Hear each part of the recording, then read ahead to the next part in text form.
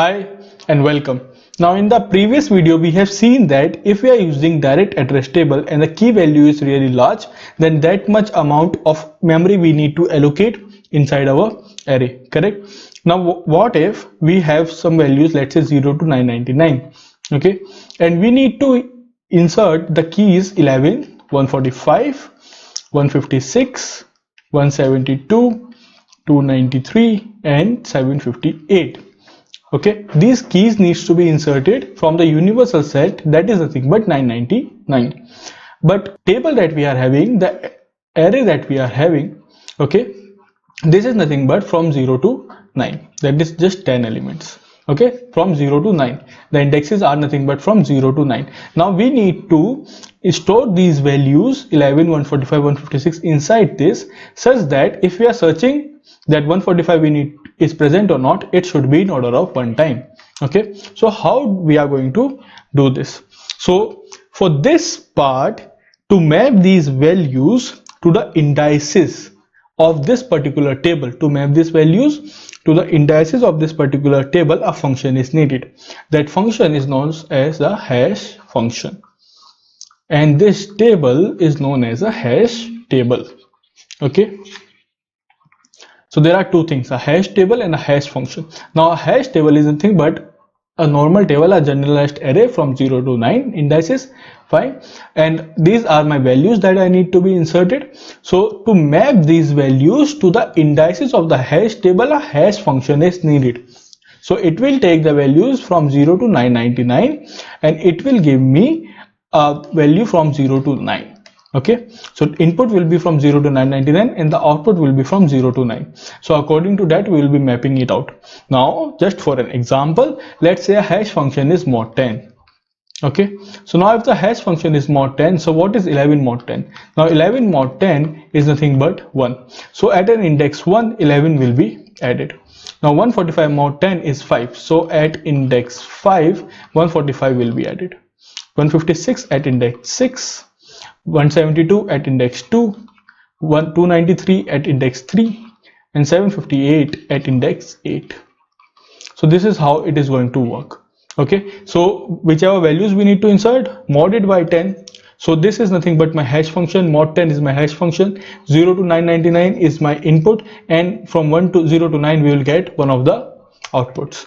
Now according to that this will become my index and this will become my value. Now if I want to search that 145 is present or not, so just 145 mod 10 will give me 5. So go to the index 5. If it is present at index 5, just print yes or print no, return true, return false. If we have 155 mod 10, so at 155 mod 10 is nothing but 5. So at 5 is it present? No, it is not. So just give me a wrong answer. Okay, so here the insertion was nothing but in order of one time, and the searching is also in order of one time using a hash function. Okay, so this was a simple hash function, that is mod 10. We will see what are the problems using just a simple hash function, but let's see a formal definition of the hash table and hash function first. So now if we see the hash table, a hash table is nothing but a hash table or a hash map is a data structure that stores the keys and their associated values that we have seen. It uses a hash function to map these keys to their associated values. Now a hash table is a collection of items which are stored in such a way it makes it easy to search them, to find them later. Each position of the hash table is called a slot. Okay, so each position here is nothing but a slot. Instead of an index in the hash table, it is known as a slot. Fine.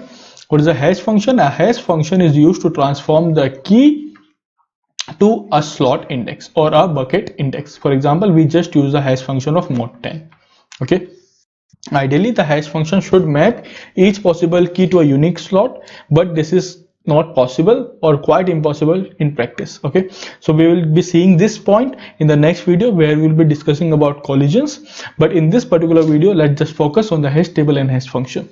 Let's write a code. In that code what we'll be doing is we will be creating our hash table, okay, and using a hash function of mod 10 and getting the values. So we will be printing that hash table, and then what we are going to do, we are going to search whether some values that are present inside the hash table or not. If they are present, it will return true. If they are not present, it will return false. So we will be performing the insertion operation and the search operation.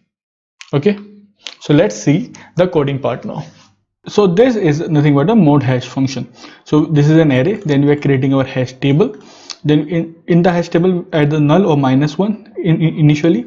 Now this is our mode function, correct? For each element we are modding it by 10. So this will give me the index of the slot index, okay, index of the hash table. So if the element is 11, so 11 mod 10 will give me 1. So in the hash 1 we will be simply writing 11, that is nothing but the array element. If it is 156, so 156 mod 10 will give me 6. So at the hash 6 we will be inserting 156, as simple as that. Now inside of it, if it is not -1, we are simply printing element present at slot index. This is nothing but hash I. So let's see this example. So if hash 300 mod 10, we are searching for 300, okay, is equal to -1, that means at index 0 300 is not present, okay, or it is no value is present, it -1 is present, okay. In that particular case just simply print false, okay. Else if a value is present, print that value.